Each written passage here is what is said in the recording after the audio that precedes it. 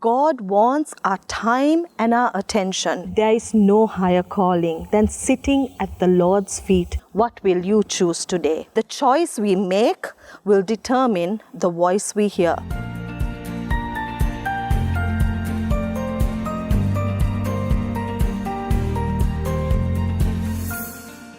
Hello, my friends. It is wonderful to connect to you once again. I sure do enjoy bringing God's Word to you weekly.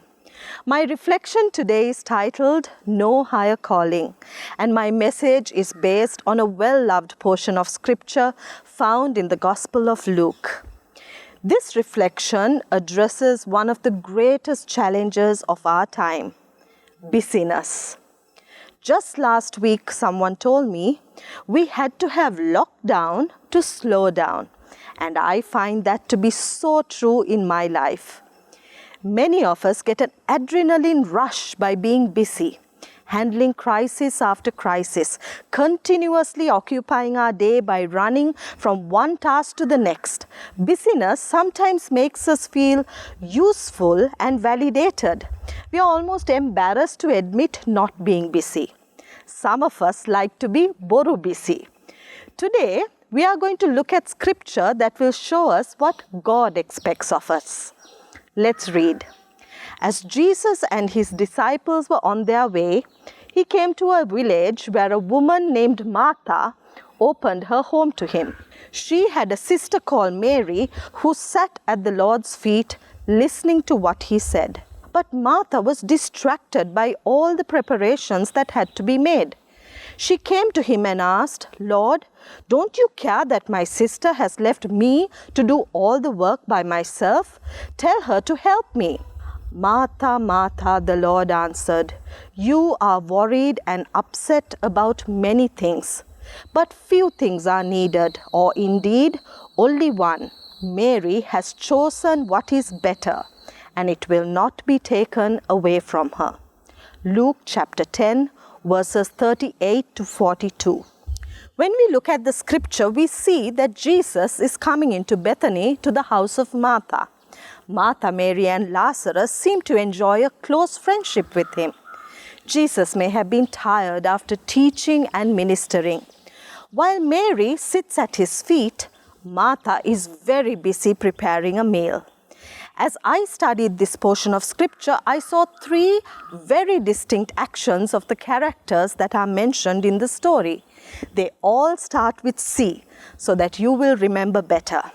Let's first look at Mary. Mary, we are told, sat at the Lord's feet. What did this mean? In that day and in that culture, the disciples of a teacher assumed this posture as they listened and observed to the teachings of their master. In that day and age, women were not encouraged to learn or given the opportunity to be disciples. Yet we know that Jesus was radical. His inclusion of women and children, the fact that he ministered to the marginalized, that he ate with sinners and tax collectors, and even touched lepers, proves this. The first C that I saw was choosing. Mary chose. Mary chose to sit at the feet of Jesus. It didn't just happen. It was a conscious decision, a choice she made. And by choosing to sit at the feet of Jesus, she also chose not to help her sister. Mary has always fascinated me. Her faith, her devotion to Jesus is so obvious. She fascinates me because I want to have that same abandon and be able to worship Jesus with a Mary heart. But most often than not, my Martha hands get too busy to listen to my Mary heart. What choices are we making? Are we choosing wisely? Every choice has consequences, and the choice we make will determine the voice we hear. While Mary is sitting and listening intently to Jesus, her sister Martha is very busy serving. I can just imagine Martha as she prepared dinner. Her annoyance with Mary would have been building up. She may have banged a few pots and pans together just to get Mary's attention. I can almost hear the plates being clattered as she shuttles between the fire and laying the table. Can you picture this with me? By the way, none of this is in the scripture, just me helping you to visualize so that you understand better. Finally, in sheer frustration, she appeals to Jesus. With the action of Martha, we now come to our second C. Martha is complaining. By the way she addresses Jesus, we see that she is very comfortable and secure in their friendship. She commands Jesus, saying, "Lord, don't you care? Tell her to help me." Martha is believed to be the eldest of the siblings, though the Bible doesn't say so. It is her household. She is the one in charge. She seems capable, confident, and conscious of the needs around her. Yet we see Martha complaining. Today, what do you and I complain about? The art of complaining has been around for generations. We see it in the Israelites journeying from Egypt. We ourselves are masters at it. If we look at ourselves honestly, we know not one day goes by without us complaining. With the response of Jesus, we come to our third C. Jesus chides Martha. The Bible was written with no punctuation marks. So when someone's name is mentioned twice, it is a sign that what is to follow is important. So when Jesus said, "Martha, Martha," we know that she is in big trouble. He says to her, "You are troubled about many things, but one thing is what is important." And Mary has chosen that one thing. It will not be taken away from her. Remember, the choice we make will determine the voice we hear.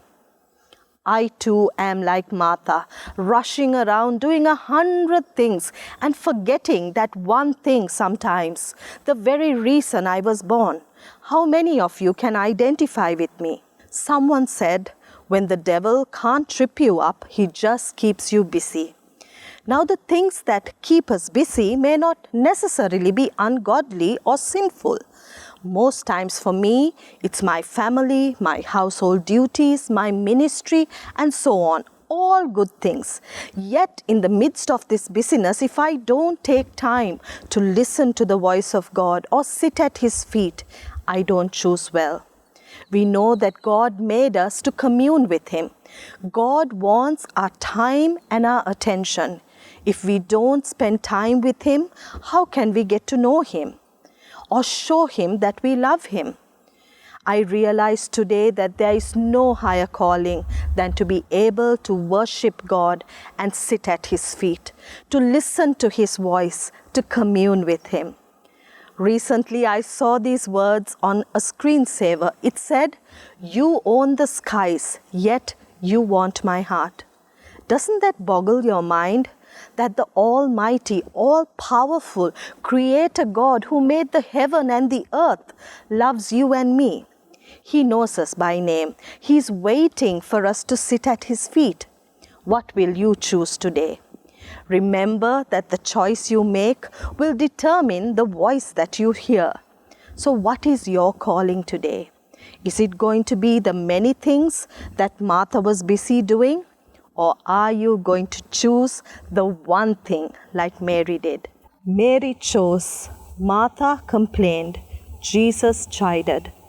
Remember, the choice we make will determine the voice we hear.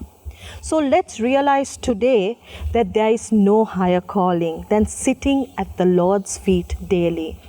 Let's not allow the busyness of life to make us complainers, but let us choose wisely.